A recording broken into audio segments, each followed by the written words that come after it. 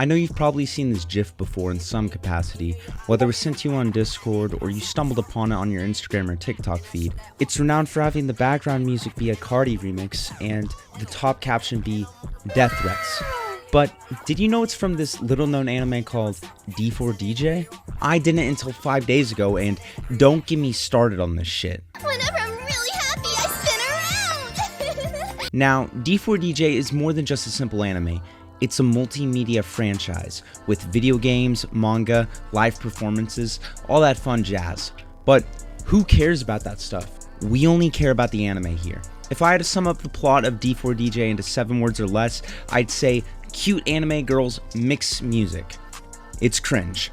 But I don't want to go into this video hating. I'm a pretty optimistic guy. I first want to talk about what this show is and focus on the good, then really give my actual opinion about it last. So first, how did I even stumble upon this show? Well, picture me in a call screen sharing from my friend when he suddenly starts flaming my wallpaper. I of course start defending myself because it has pretty colors. Then I think, wouldn't it be cool to make a vid on this anime?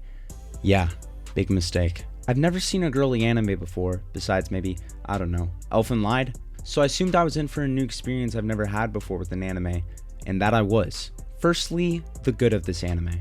Some of the background music is good.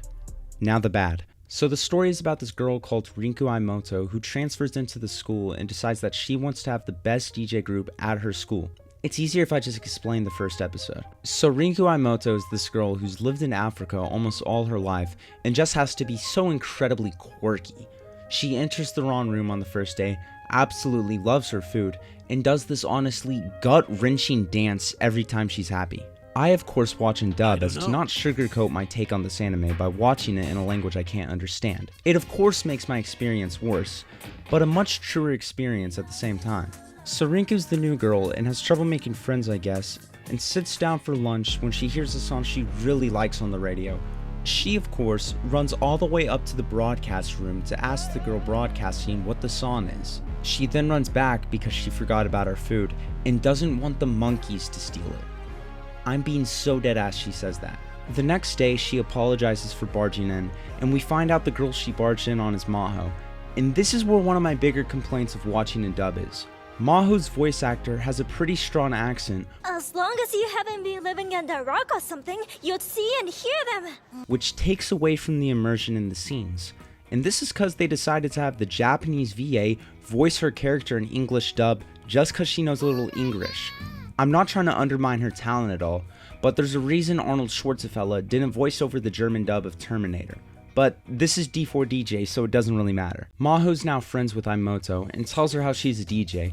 They decide to see the top performers at their school, and honestly, this makes no sense to be in a high school or middle school or whatever kind of school this is.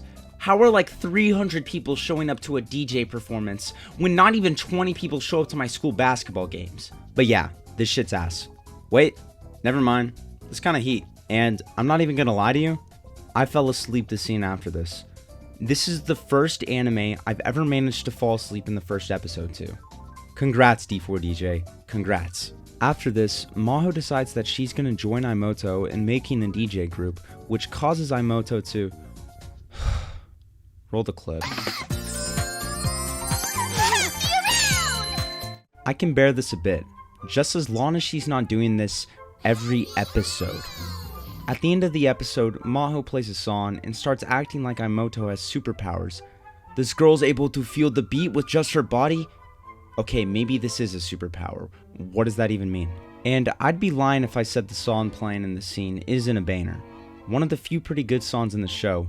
And then there's a flashback and the episode just ends right there. Now this ending song, there's nothing really special about it at all. No colors, no outstanding music, just a girl dancing while making music. And I'm honestly fine with his direction choice.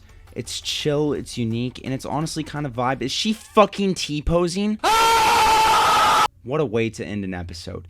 An emote from 2018 in the 2020 anime. Now speaking of the ending theme, let me talk about the opening. It's actually where the GIF you've probably seen before comes from, and it shows up in the first couple seconds. Now the actual opening on the other hand is decent. Not really my kind of music, but it's kind of catchy. It would probably be better if they didn't have 2 beat switches in the song. but there's anime girls, so of course they don't think we care about the actual song or anything. So the other characters we meet throughout the story are Mooney and Ray, and their personalities are also defined by one characteristic. Mooney is moody and Ray is rich. The one good thing about Ray is her voice doesn't sound like listening to nails on a chalkboard. Mooney not so much.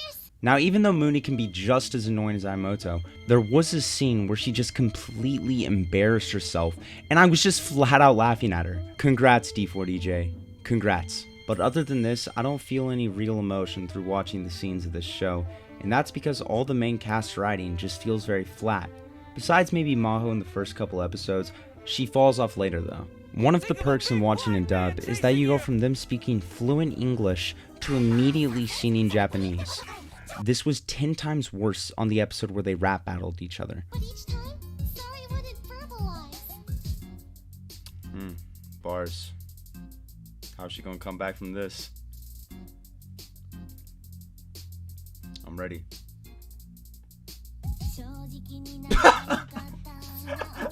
Oh my gosh, there's no way this is real. What the hell? So the story continues to just have worse and worse moments like this, and something I incredibly dislike is the fact that no one seems to act like a real person. Like, all of these characters are just bots after bots, and their interactions just don't feel genuine like other shows are able to make it. Now, to be fair, this show 100% has got to be made for little girls. There is no way anyone above the age of 12 can genuinely enjoy watching something like this, so it honestly has me confused when this shit has a 75% on AniList. This has a higher score than Boruto, I get the filler, but if you look at the manga, it's not as bad as everyone tries to say it is, and even if you think it is, watch all of D4DJ and try to say it's better. Another reason why Boruto is the greatest anime of all time, but that's another video. Literally. The animation in this show is also pretty unique. Nearly all of it is 3D, and you see the quality of 3D between the main characters and background characters is incredibly noticeable. But even with this, for some reason every now and then a character will be 2D instead, and it's just kind of off-putting when they're interacting with each other through different dimensions. But there's something weird I noticed. Every single time there's some sort of guy character on screen, they are 2D. You know what this means? They didn't give a fuck about any male characters to actually make 3D models for them, not even as a background figure.